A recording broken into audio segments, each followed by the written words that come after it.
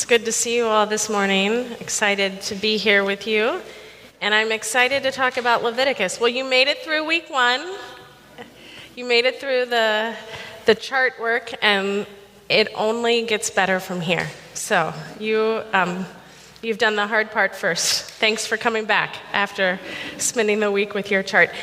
And of course, I say that as a joke, but we wouldn't give it to you to do if we didn't think that it was good and important work. But we know that it's not always the most fun or heart-stirring work. But it's all part of digging into the truths of what God has for us in His Word. So, of course, if you read through the whole thing, or even in dealing with the first 7 chapters, and even as Aaron talked about last week, Leviticus feels and it presents like a set of laws. And of course, that's what it is. But it's a set of laws that are placed in the context of the origin story of God's people.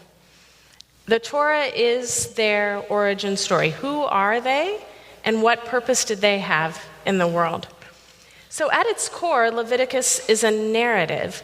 And what we hope to show you over the course of this year is that, as one scholar said, and I'm going to quote him here, Leviticus is more than a collection of dated laws. It tells us about God's character and will, which found expression in His dealings with Israel and in the laws He gave them. In other words, the Lord didn't just tell the people who He was, He showed them. He wrote their history, entered their history, and not just when Jesus came, right? He entered their history here. He filled the tabernacle. And in doing so, He showed us all what He is like and what true flourishing looks like. And so this is the lens that we're going to be bringing to the text all year, even to these first 7 chapters that seem like very repetitive instructions about offerings and sacrifices that just seem like light years away from our everyday experience. I don't know what kind of movies you guys like. We don't watch a ton in our house, but I really like mysteries, and I like this, I don't even know what you would call this genre, the Indiana Jones National Treasure kind of genre. I love it. And we have watched the National Treasure series on Disney. We just finished watching as a family. And I really had that in my head with Leviticus, because that's what we're doing here. We are unearthing treasures from another culture, and we're trying to figure out, what do they mean? What do these symbols mean? What are these rituals about? But in so doing, we're finding treasure in and of itself, treasure for us too. And if you think about these like movies, why do people like them? Well, people like me like them because they're puzzles, they're mysteries, and there's a lot of action and drama, right? Because people are trying to kill each other over these treasures. They're trying to race to get to the treasure because it's so valuable. And that treasure is either valuable because it has monetary value, or because it has deep personal value for the people who are looking for the treasure. That's what's going on here. We're doing the work of archaeology, of a historian. We're going to uncover the puzzles, and we're going to see the treasure that the Lord has for us here. And in this case, it's personal treasure. In the last National Treasure series on Disney, what you see is some of the people are motivated to find the treasure because it is deeply personal for their family. It tells them who they are and who their family were and what their family meant to the world. Well, that's what we're doing, because this people's story, this is our story, because we are now God's people. So even though we don't feel like we have a lot in common with people who lived in the ancient Near East, this is our story. So we should be as eager to uncover this treasure as people in Indiana Jones or National Treasure, because it's very personal to us.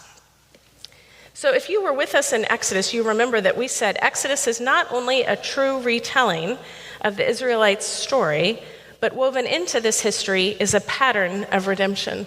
And if I can get the next slide, we talked about the pattern in Exodus just as God rescues before He gives His instructions. Now we're expanding on that pattern. Leviticus is giving us even more. And what you see is we have this pattern of God's blessing, in this case, His rescue and redemption from the Egyptians. And then we have human failure, which was the golden calf, as Aaron talked about last week.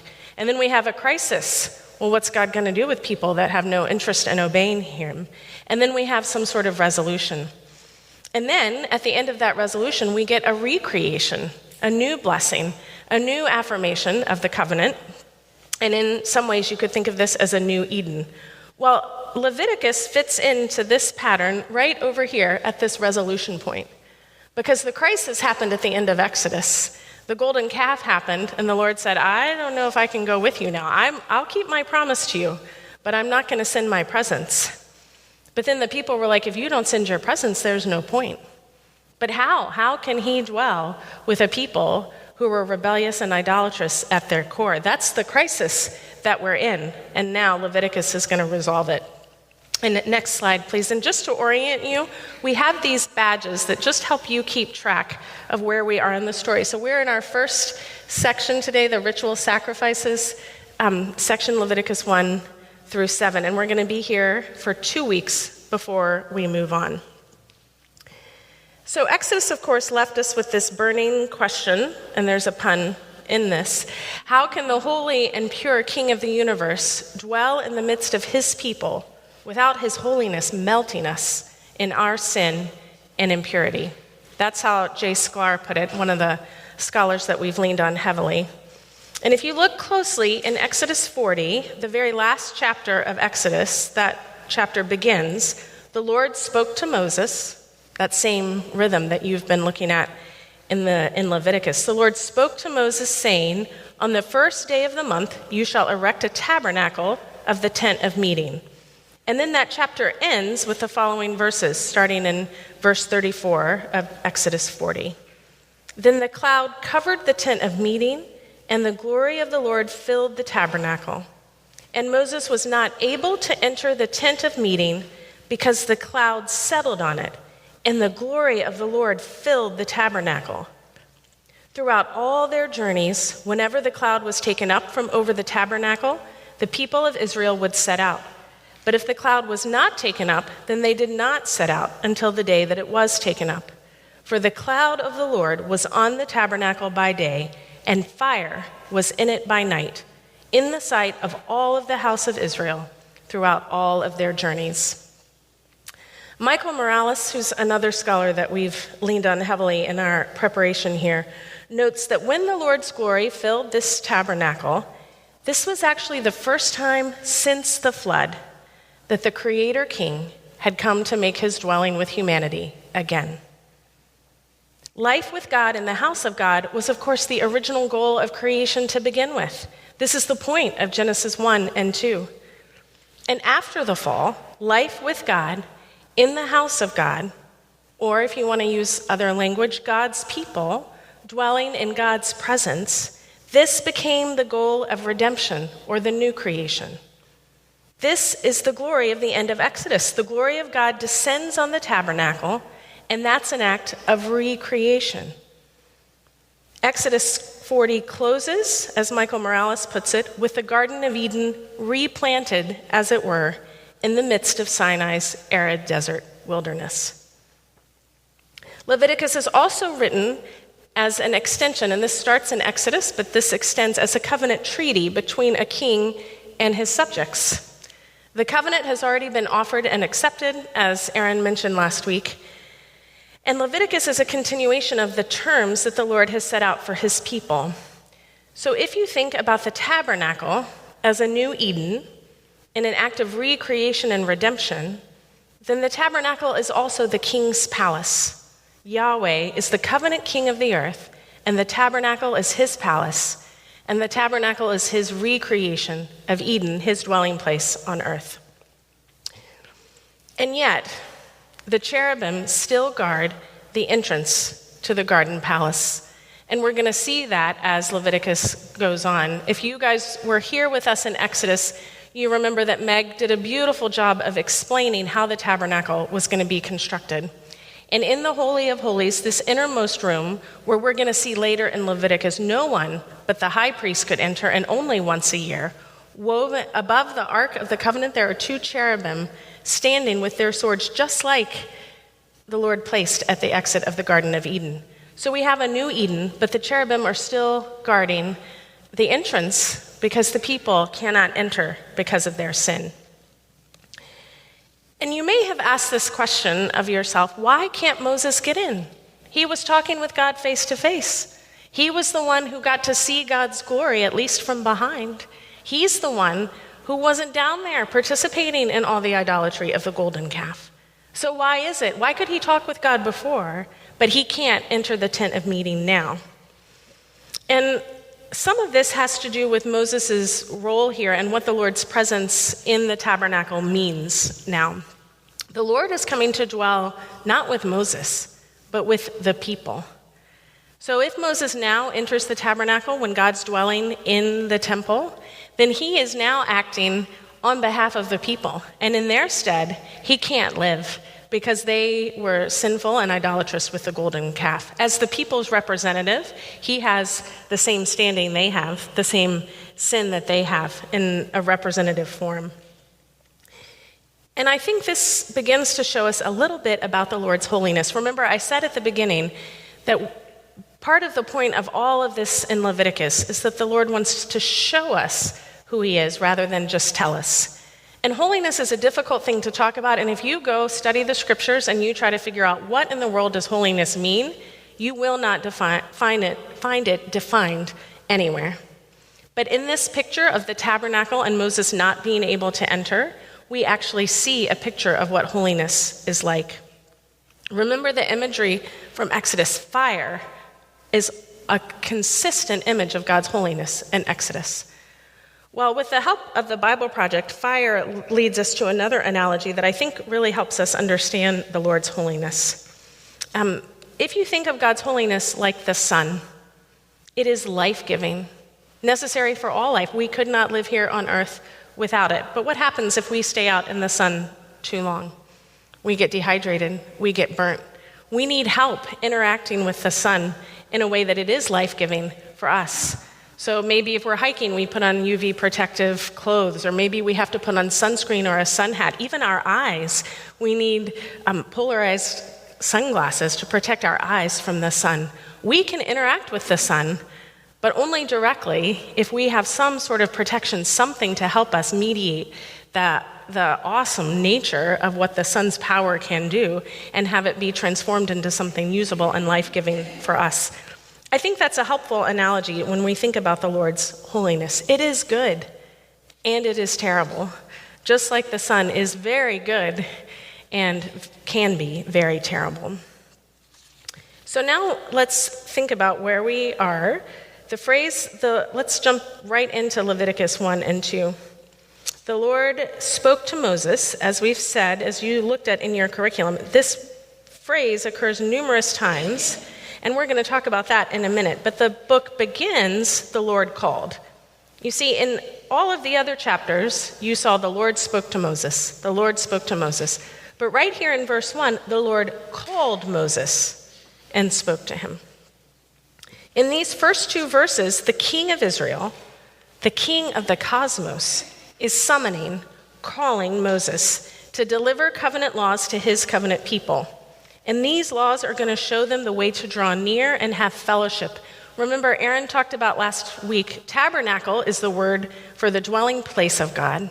But the text also uses this word tent of meeting to really lean into the fact that it's meant to be a rendezvous point, a fellowship point, a place of relationship.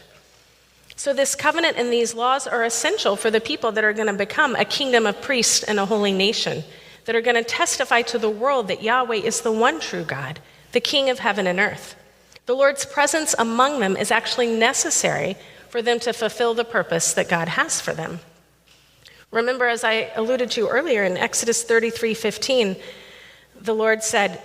Moses said, "If your presence will not go with me, do not bring us up from here. For how shall it be known that I have found favor in your sight, I and your people? Is it not in your going with us, so that we are distinct, I and your people, from every other people on the face of the earth?"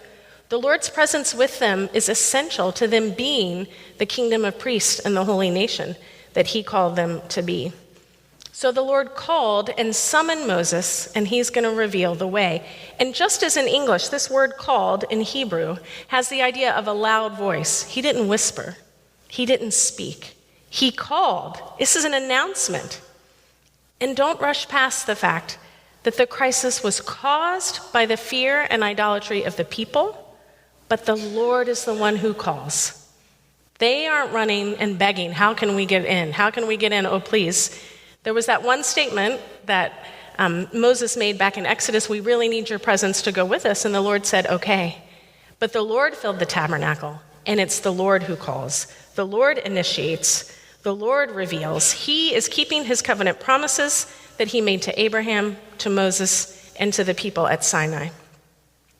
And so if you look at verse 1, the Lord called to Moses and spoke to him from the tent of meeting, this place that's supposed to be the center of their fellowship.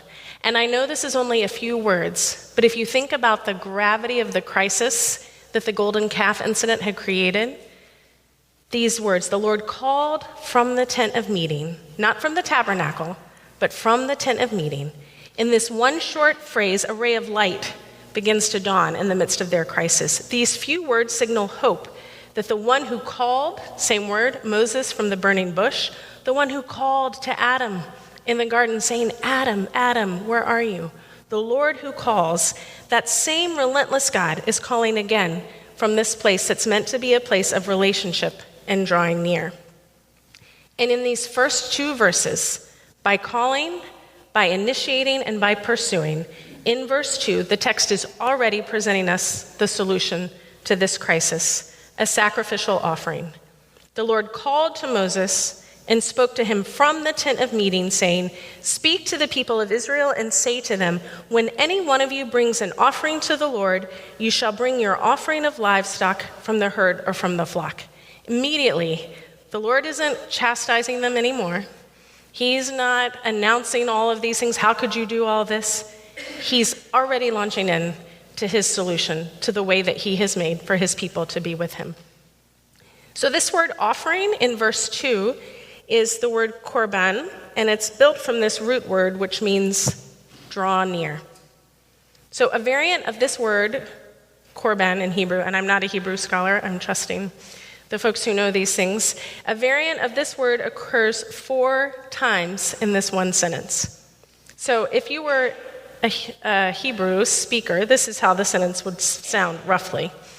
When any one of you draws near with your drawing near thing to the Lord, you shall draw near with your drawing near offering of livestock from the herd or from the flock. Are you beginning to see why we called this study Drawing Near? This is the goal. This is not an offering of appeasement. This is a drawing near thing. And how sweet that is. Well, as I said last week, our goal in the well is not only to serve you a rich meal of God's word, we also want to model for you the process we use. We want to teach you how to cook. We try to peel back the curtain and let you see how the sausage is made, so to speak. So last week you heard Aaron talk about biblical and literary context. Both of those things, when you approach a new text for the first time, both of those are really key things that you want to lean into. Well, another thing that you really want to pay attention to, and I talked about this a little bit last week, is structure. Structure often tells us what the author wanted to emphasize, especially in a culture that listened much, much more than they read. Structure tells us what the author wanted to emphasize. So the 7 divine speeches in these first 7 chapters each open with, and the Lord spoke. You saw that yourselves this week in your curriculum. And so this is part of how the Lord was separating out the topics. But you notice there were 7 divine speeches.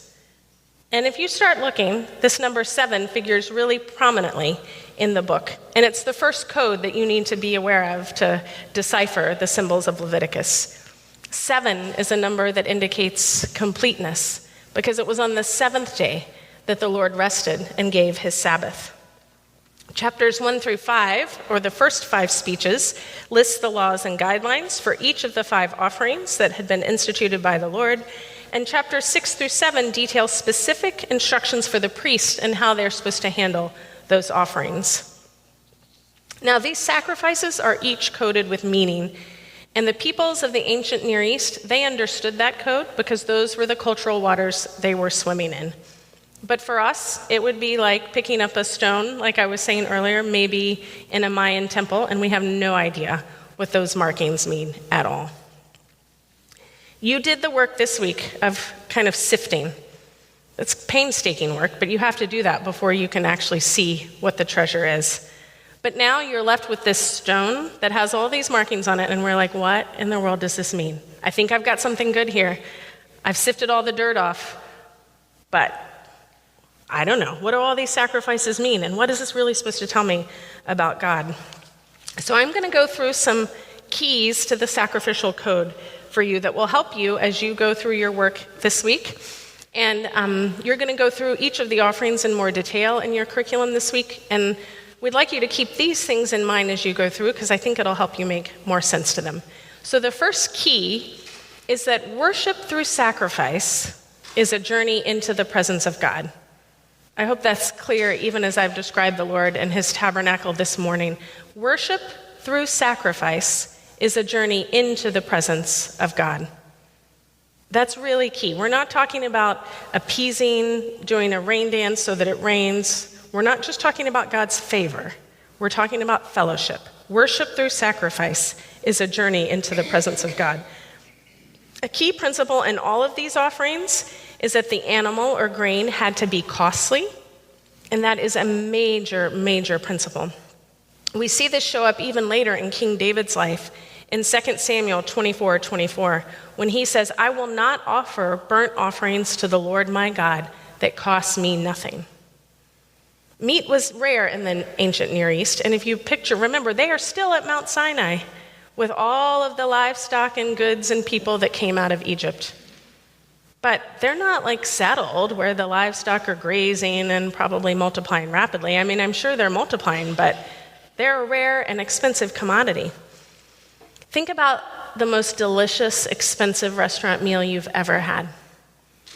Now imagine, instead of having it sit on your table and instead of eating it, watching it go up in smoke to the Lord.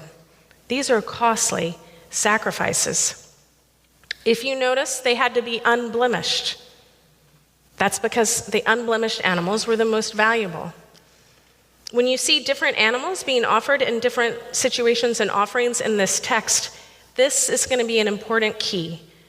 Worship and sacrifice had to be costly. So what you want to look at is, what did the animal cost the worshiper? That is the most important. When you think about what is being offered, what did this cost the worshiper? And I mean in material terms. So at that time, male animals cost more than females. Bulls were worth more than lambs. What did the animal cost? And though this seems archaic, when you think about animals and livestock, most of us aren't farmers. We don't think about our livelihoods in terms of the value of a bull or a lamb. It is, in fact, just a very earthy, messy, concrete way of articulating a truth that does transcend time and culture. Worship involves sacrifice. When Jesus bids us come, he bids us come and die. So one of the most important keys for understanding these offerings is that worship involves costly sacrifice. The second key I want to talk about is rituals. These, one of our commentators defined these as symbolic practices that identify a person, time, or an event as being unique in some way. Now, we may think that we as a culture don't have a lot of rituals, and certainly we don't have the kind that the ancient Israelites had, but we do have some rituals. People still wear black at a funeral when they're in mourning. And maybe a wedding ceremony is our most clear ritual that we still participate in today. One of the things that's still true for us and was true then, the more elaborate the event, the more elaborate the ritual, and the more significance is behind it. At a first date, you may get flowers from Trader Joe's, but the wedding's going to spend several $100s from a florist, right? There's scale involved in the importance of the ritual. Ritual incorporates symbolism and significance, but over time, this can be lost or forgotten. And think again about a wedding.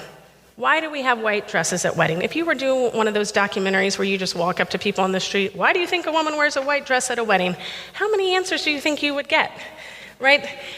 We probably haven't totally lost it, but it's on its way to being lost. People are like, I don't know. But if you see someone in a white dress, you think wedding. Even though you may not be thinking, oh, the person at a wedding wears a white dress because. And that is really true here. So when you're thinking of these offerings, and don't get too stuck at the, well, why was it a bull? Or, well, we don't know in many of these cases. We're going to tell you when the scholars have told us why they know. But in some cases, they don't know any more than half the people you walk up to know why a woman wears a white dress at a wedding. But that's okay, because they know that a white dress means wedding, and they know what a wedding means. And so what we're after in these offerings is understanding the details that give us the value and the significance behind the offering, even if some of the cultural reasons that this particular action gave that particular meaning have been lost to time. And sometimes they have been because the people understood them. This is just the cultural waters they were swimming in. Other cultures used these kinds of rituals. So we're going to do our best, but there will be things that we don't know, and that's going to be okay. Another example, actually, that occurs to me is manners. Chivalry especially. Ladies first, opening a door, those kind of things. Why do we do that? Well, I mean, if you think hard enough, you could probably craft some reasons, but it won't be long before those reasons are lost too. And certainly, I haven't been able to adequately explain that to my teenage boys.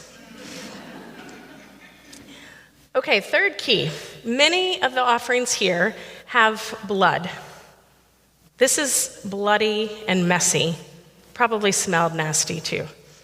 Blood plays a central cleansing role, and this is actually probably unique in the ancient Near East.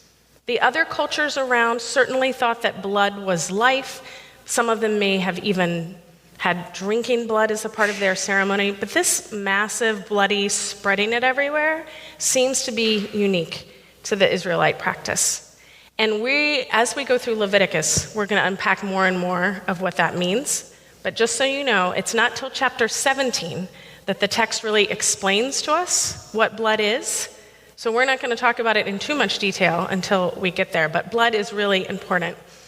Another key that you probably noticed this week is that worshipers and priests are assigned various tasks. In some offerings, the worshiper killed the animal, but the priest is doing all of the blood on the altar stuff. That will give a little bit of a clue as to the point of the offering. Is it something the priest does all of? Is it something the worshiper and priest partner in? Those distinctions actually give a little bit of insight into the point of the different offerings. Of course, one of the most important keys for understanding the sacrifices in Leviticus is the concept of atonement. And as Aaron said last week, this is related to a word that means ransom. And I just wanted to pause. You guys know Monday was Yom Kippur, right? So Kippur, the word atonement here is K-I-P-P-E-R. It's still the same word. This is still the same ritual that we're going to read about in Leviticus 16. Atonement also carries with it the idea of purification. And as Jay Sklar pointed out, sin endangers us because it puts us in the way of God's wrath. That's what we need ransoming from. It endangers us. But it also defiles us or pollutes us. And this is why we need to be cleansed from our sin. And you'll probably hear the teaching team use various different analogies for this as we go on. The one that really struck me this week, because it's fall, is campfire smoke. So campfire smoke lingers in your clothes a long time after you've been away from the campfire. So we may have been the penalty for, I'm not saying campfire participation is bad, I love fires, but let's just pretend that it was. We may have been ransomed from the penalty from participating in the campfire, but the smoke lingers in our clothes and needs to be cleansed. Another key that we see in these sacrifices is that there seem to be three categories of sin: unintentional sin, intentional sin, and what Numbers calls high-handed sins. This can be, we're going to unpack this as we go through. It's a little hard to figure out what belongs in each category, but I think high-handed sins refers to absolute rebellion against God and his rule. Not those momentary, I'm choosing not to follow God in this moment, but overall in my life I'd like to. Not those kinds of sins, but that I want nothing to do with God and his people kind of sins. Those are high-handed sins. And all of these rituals that we get to, including all the way in Leviticus 16 at the Day of Atonement, they encompass unintentional and intentional sins on the parts of God's people. But the high-handed, utter rejection of God, that's something that these offerings are not going to be sufficient for. Another key that we have to look at is this idea of laying on of hands. And we see that here even in chapter 1 in verse 4. He shall lay his hand on the head of the burnt offering, and it shall be accepted for him to make atonement for him. So there's been a lot of ink spilled to try to understand what laying hands means. This word is samak, and in Jewish culture, it's still called a samak ritual to this day. Excuse me. It probably does not mean lay on hands. It means press. There's a definite leaning into this. This is not just a tap. And many scholars have concluded, if you look at the way that verse 4 is structured, and hold on, so I don't cough for you guys. If you look at the way verse 4 is structured, he shall lay his hand on the head of the burnt offering, and it's almost like there's a then, and then it shall be accepted. So what we see here is there's something happening in the laying on of hands that makes the atonement possible. Sorry. Sorry. Next time I'll turn it off when I need to cough. And this is actually what has led people to think that this samak rite, this laying on of hands, actually carries with it the idea of substitution, of vicarious substitution. That the person is pressing into the animal, saying, the animal instead of me. Maybe it's I'm laying my sins on the animal. Maybe it's that the animal's going to die instead of me. Probably a little bit of both. But the fact that the text ties the atonement's acceptance to the laying on of hands is part of where this idea comes from. And we're going to see this a lot more in Leviticus 16. All right, hold on. Let me just get it.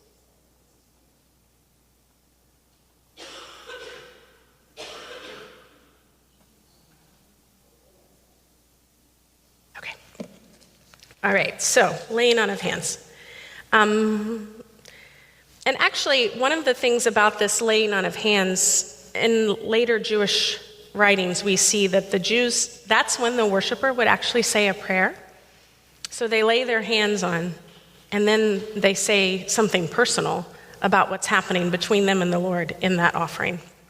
And I really love this. One of the scholars that I was reading said that we see here the Lord is instituting a ritual that encompasses the whole person. Head, heart, hands, mouth. Their feet had to come to the temple. Every aspect of who they were. They probably smelled and saw all sorts of things. Every aspect of who they are caught up in this offering, in this sacrifice. The Lord loves every aspect of who he's created us to be and wants all of us in devotion to him. And this is why we see that even hundreds of years before Jesus' birth, the Lord's people understood that, as David said in Psalm 51:17, the sacrifices of God are a broken spirit, a broken and contrite heart, O God, you will not despise. So the last key, and we're going to spend just a little bit of time on this, is cultural accommodation. So this is a principle, and we see this throughout Scripture. Thank you. We see this throughout Scripture, and it means, as J. Sklar said, that accommodation is the Lord expressing his values using cultural realities that the original hearers could understand. Isn't that gracious of him? He doesn't ask us to be who we're not. He meets his people where we are in our culture, which is what he did for the Israelites. Now, sacrificial offerings, as I've said already, are a part of religious practice in the ancient Near East, both in Egypt, where they had come from, and Canaan, where they are going to. So they were familiar with this concept. But in almost every case, the Lord also takes their cultural reality and he reworks it and transforms it and gives it new meaning. For instance, in Egypt and in Mesopotamia, so where they came from and where they're going, sacrificial offerings were thought to feed the gods. They literally thought the gods needed to be fed. The altar was a table, meat was his food, the priests and the gods ate the food, and the worshipers never participated. When I was studying this, I told Aaron this earlier, I ran across an article where they discovered all these remains of priests in Egypt, and they think that they had like really high cholesterol, their arteries were all clogged, because they were gorging themselves at these temple feasts to the gods. So these aren't Christians doing this work. They literally thought the gods needed to be fed, and that's because their origin story were that people were slaves for the gods. In every case, and we can talk about that more, come find me and I'll tell you, but especially in the land of Canaan, but also in Egypt, their whole structure of their religion was meant to just validate all of the social hierarchy that they had on earth. So they had kings and a very small elite class, and everybody else served them. Well, lo and behold, that's how the gods work too. And in one of these origin myths, humans were created to serve the lower gods because the lower gods got tired of doing all the work of the gods that were above them. No joke, that's what it says, right? That's the story. So you had to feed these gods because that's your whole purpose in life, is to be a slave to these gods. All the ancient religions had an idol or image of God in the temple that needed to be fed. And I don't know how you conceptualize this, because clearly the God's not like processing the food, but somehow it made sense to them. But we see in Psalm 50, that is not who God is. The offerings that are offered here, you may see the word food offering in your text. That word is actually, people have no idea what that means. Does it mean gift by fire? Does it mean food offering? People don't really know. But we know that the Lord does not need to be fed. In Psalm 50, verse 12, if I were hungry, I would not tell you, for the world and its fullness are mine. Do I eat the flesh of bulls or drink the blood of goats? Offer to God a sacrifice of thanksgiving and perform your vows to the Most High and call upon me in the day of trouble. I will deliver you and you shall glorify me. The Lord is not eating these sacrifices, but that's what everybody else thought. So the Lord's allowing them to go through the process of sacrificing, because in their minds, that's what you do to a God. But he's saying, hold up, just so you know, I don't need your food. So this pleasing aroma that wafts up to the Lord is not, oh, thank you, I've had a great meal. It's, I'm satisfied with the contrite heart and broken spirit that you've presented to me. And that is a pleasing aroma to me. Blood, as we talked about, already, blood is very different here, even though, of course, it's important to all ancient cultures because they understood that life was in the blood, but it was never used the way it is in this text. Another really key distinction is that in most of the other ancient Near Eastern cultures, only the priests or the king performed whatever ritual was required. The common person was rarely, if ever, involved in the rituals that happened at the temple. Think about that. The king did the rituals to sort of show, see, the gods picked me. You know the gods picked me. The gods and I are really close, so keep following me because the gods picked me.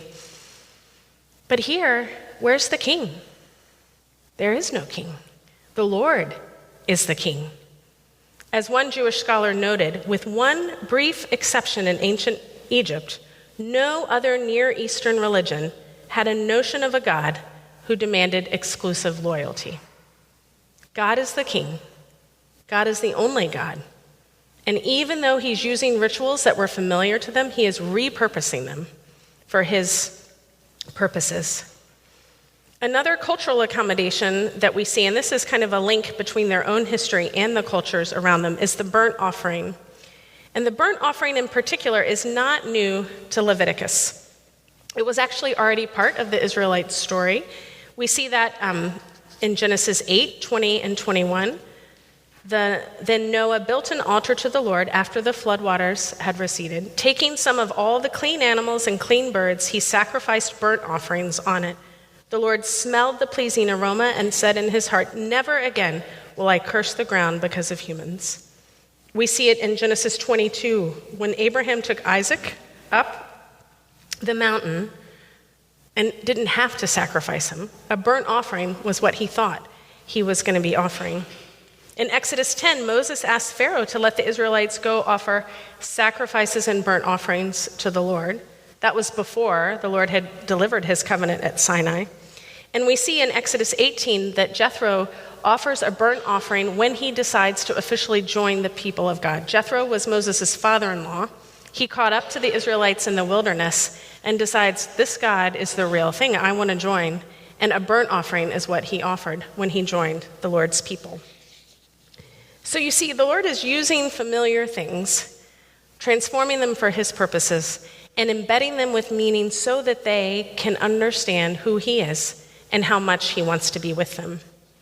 I think the most important distinction, though, between how the other cultures operated, this example of cultural accommodation with a twist, we could call it, is covenant.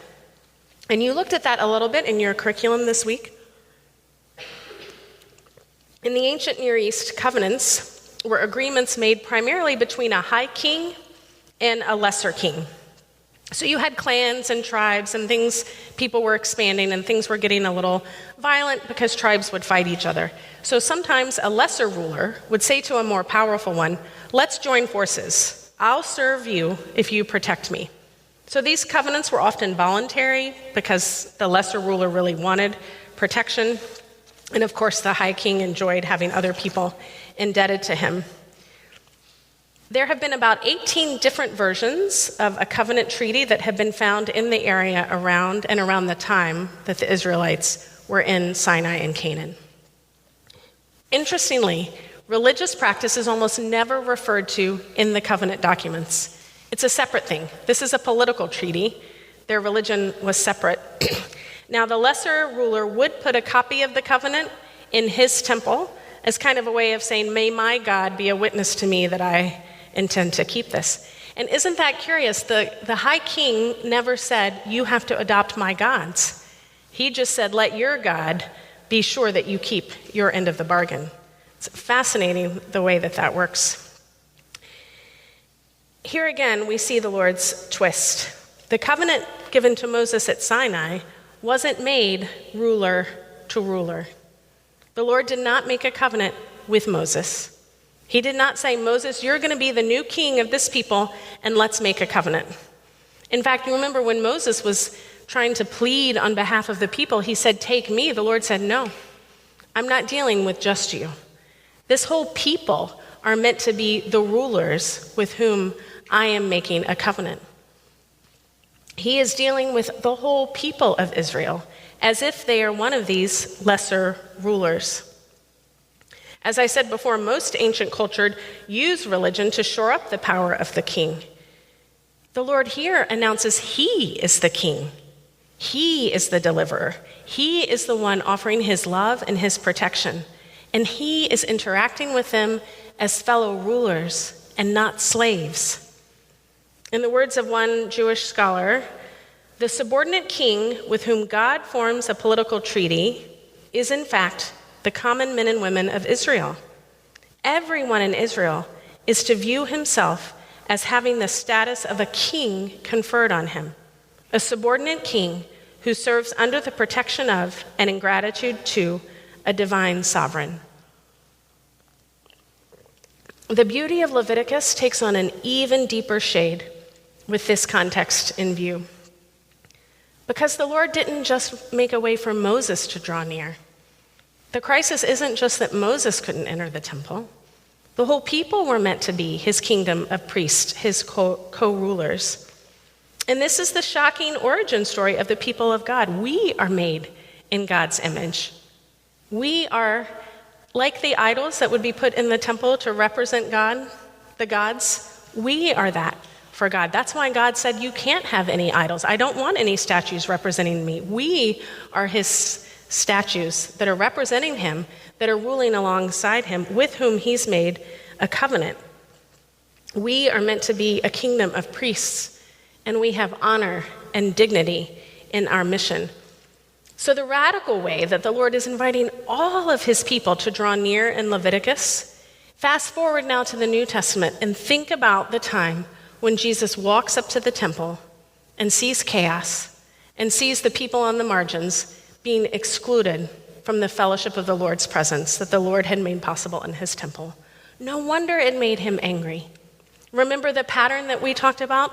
creation and recreation. Part of that recreation is continuing to fill his people with the dignity and purpose we were meant to have all along.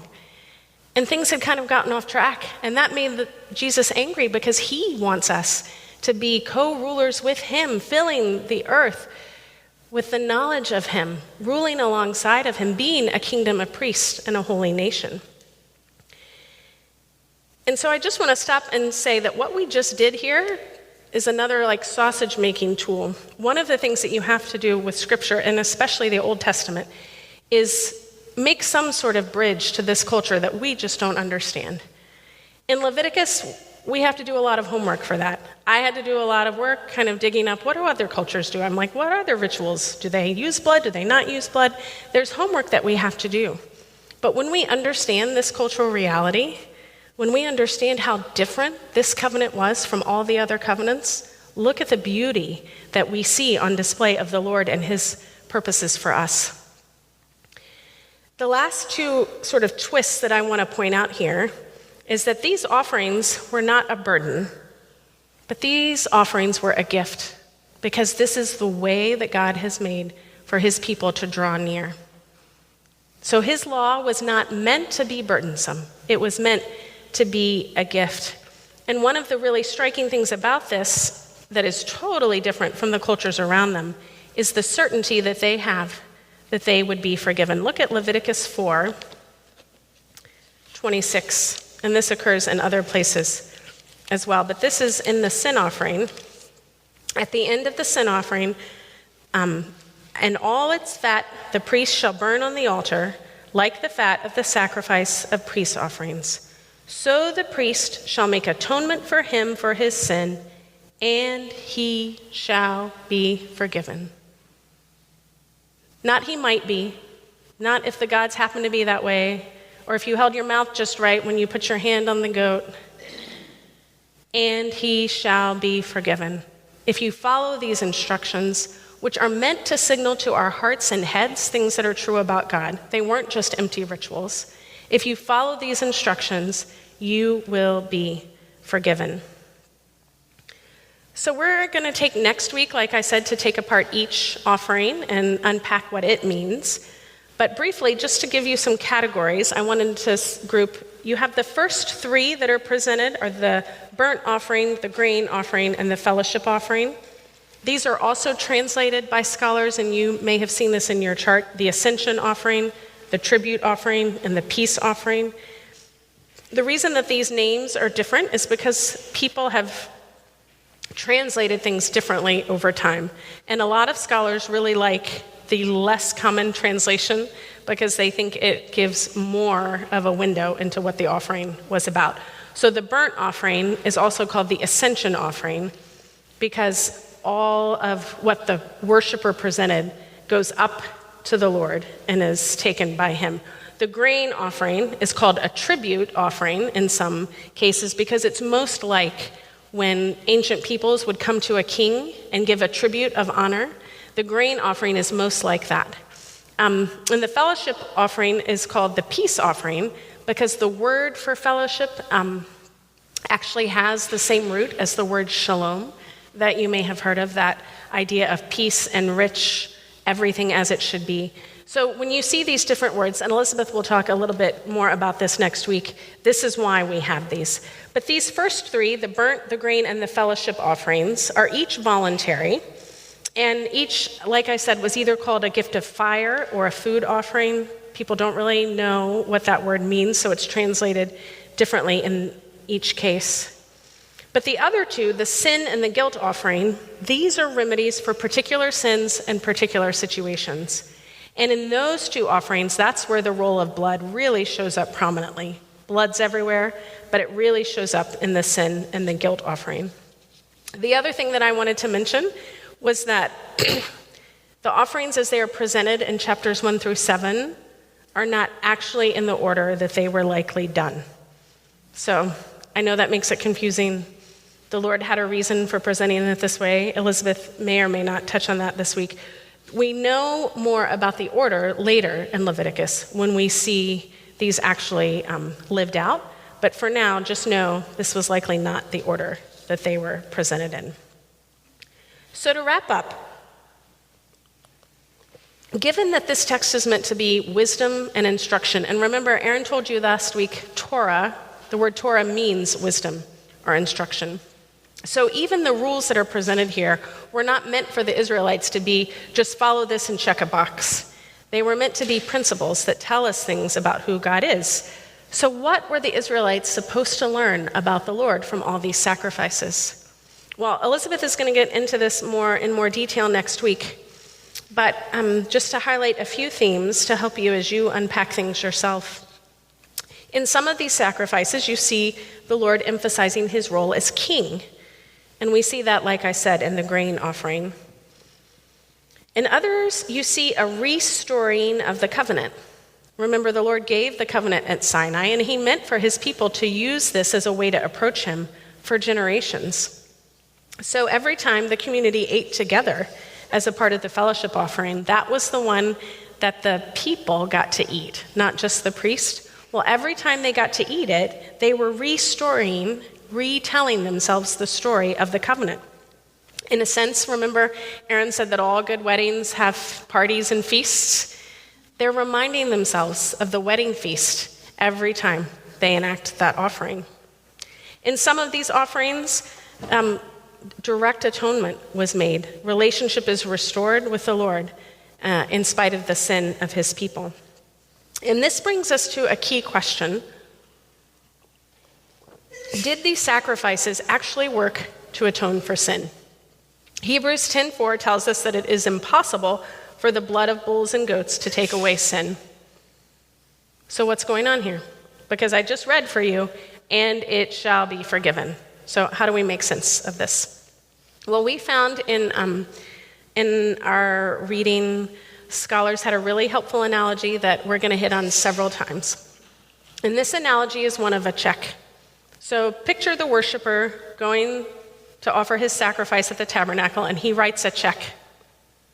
And he writes a check to pay for his sins, to pay. This is the atonement. But where's that money going to come from? He has no money. The offering that he's offering is his evidence, is his check that he's serious, that he's put his signature on the check. But he has no money to pay that check.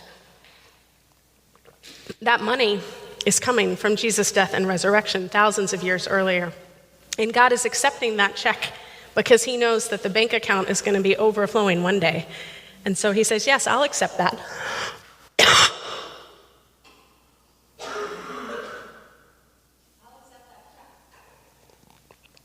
Because I know who's going to put the money in the account so that can be paid in full. Sorry.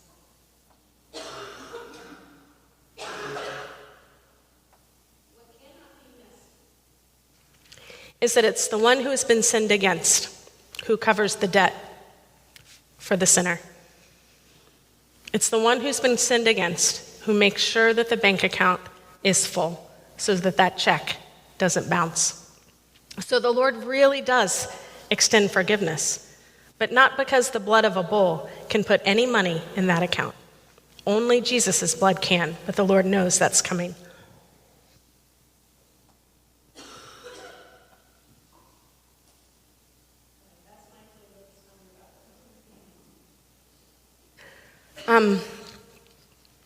So, what does this mean for us?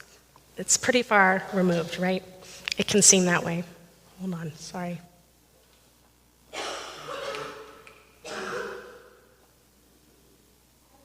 One of the most important applications is that worship involves costly sacrifice. That's still true. It has always been true. And I was thinking about this actually last night when I woke up in the middle of the night. My grandmother never had a lot of money. She was born during the Great Depression, got married when she was in high school, didn't finish high school. Her second husband was a blue-collar worker, had worked in a steel mill, and then was a construction worker. And they had the most beautiful marriage. And he would save his money and go buy jewelry for her. That was, if you are really into fine jewelry, these are like the bracelets with the tiniest diamonds you have ever seen. Or the necklace where you're like, is that really a diamond? I can't tell. But this was his love. He saved up his money because he delighted in her, And she received those gifts of jewelry with all of the love that was being offered. She knew he wasn't trying to buy her love. She knew that that had been a costly gift that communicated the depth of his love. Our worship of the Lord ought to involve costly sacrifice. Jesus said, if anyone wants to come after me, he must deny himself, take up his cross, and follow me. There is no cheap way to follow Jesus.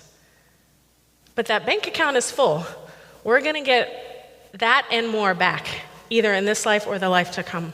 But worship involves costly sacrifice.